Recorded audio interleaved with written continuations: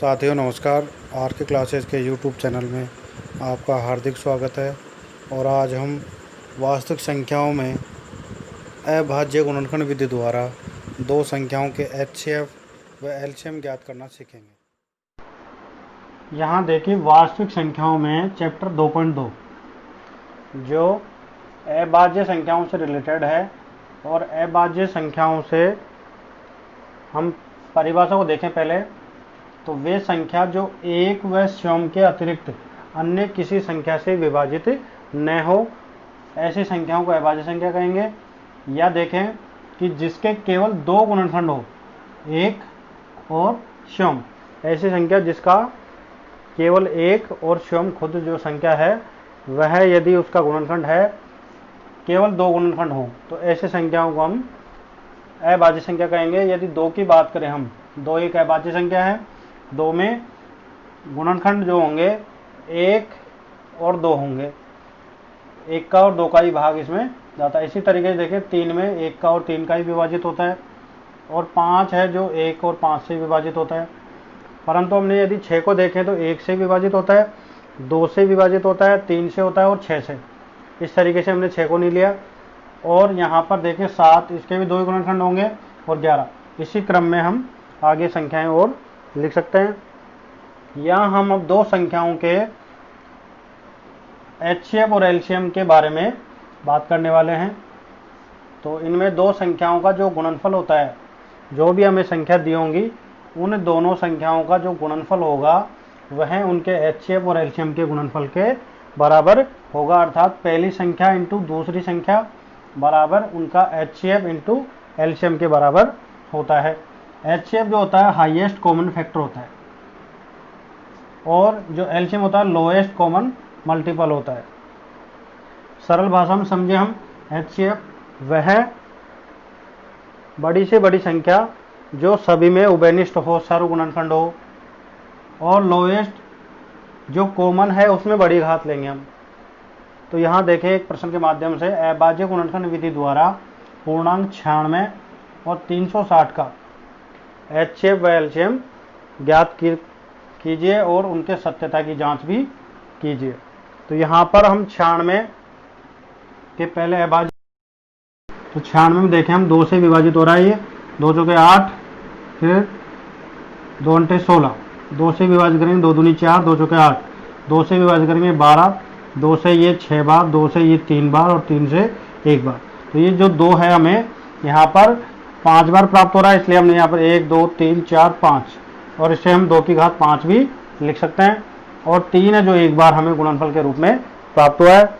इसी तरीके से 360 के भी टुकड़े करें हम, तो 2 से विभाजित हो रहा है ये 180 बार, 2 से भाग लगाएंगे, 2 9 18, फिर 2 से 45 आ जाएगा, 3 से 15, 3 से 5 और 5 से 1 बार।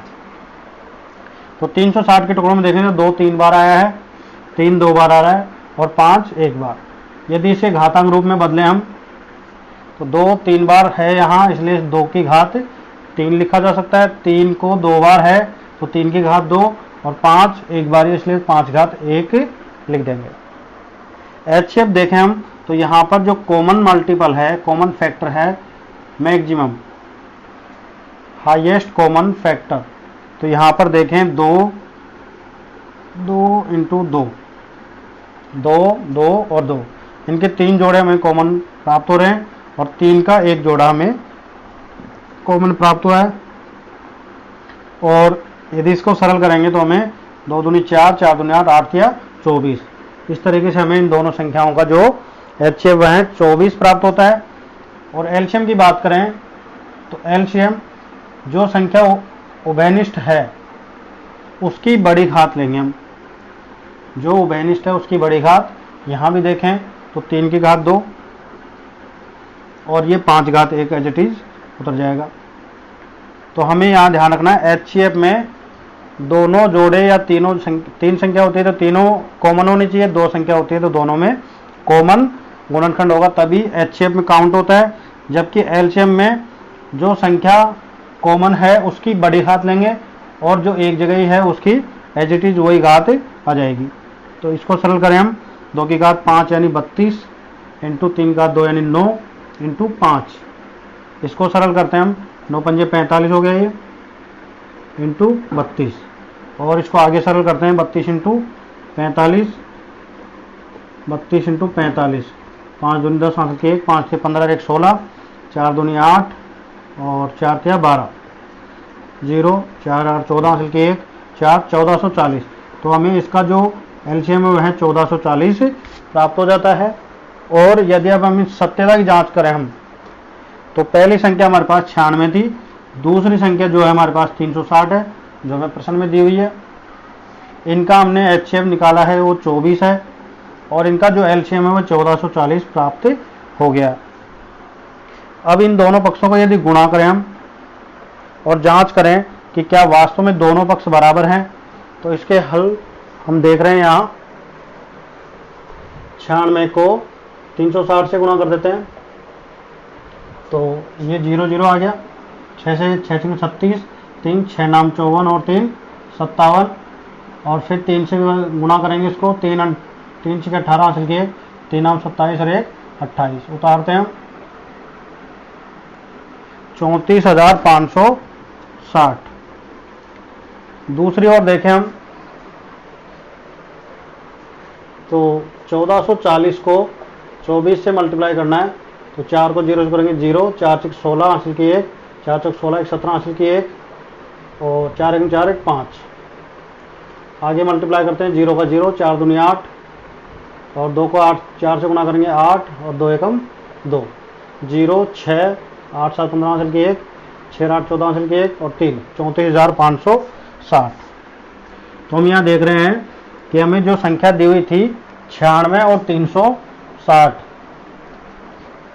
उन दोनों का हमने अभाज्य गुणनफल किया हमने पहले, और अभाज्य गुणनफल को उनके गुणनफल के रूप में लिख दिया है, फिर उन्हें घातांक के रूप में बदल दिया, और एचसीएफ निकालने के लिए हमने कॉमन फैक्टर देखे इनमें, और एलसीएम के लिए मैक्सिमम जो बड़ी घात है कॉमन फैक्टर की, हाईएस्ट जो पावर है उसको देखा हमने, और इनको हल करते हैं तो हमारे पास एचसीएफ 24 और एलसीएम 1440 प्राप्त होता है। और सत्यता की जांच में आपने देखा पहली संख्या इंटू दूसरी संख्या बराबर एचसीएफ इंटू एलसीएम होता है, और इन दोनों को गुणनफल करते हैं, इन दोनों को पक्ष करते हैं, हल करते हैं, तो दायां पक्ष और बायां पक्ष हमारे बराबर प्राप्त होता है। और यही हम देख रहे हैं सत्य हैं दोनों पक्ष। इसी से रिलेटेड देखें हम अन्य महत्वपूर्ण प्रश्न कि 96 और 404 का एचसीएफ और एलसीएम ज्ञात कीजिए। दूसरा प्रश्न देखें इसमें, तो दो पूर्णांक संख्याओं का एचसीएफ और एलसीएम यदि 12 और 336 है, और यदि एक पूर्णांक 48 है तो दूसरा पूर्णांक ज्ञात कीजिए। इसे हम इस सूत्र में प्रयोग कर सकते हैं, जो हमें राशि ज्ञात है उनका हम प्रयोग करके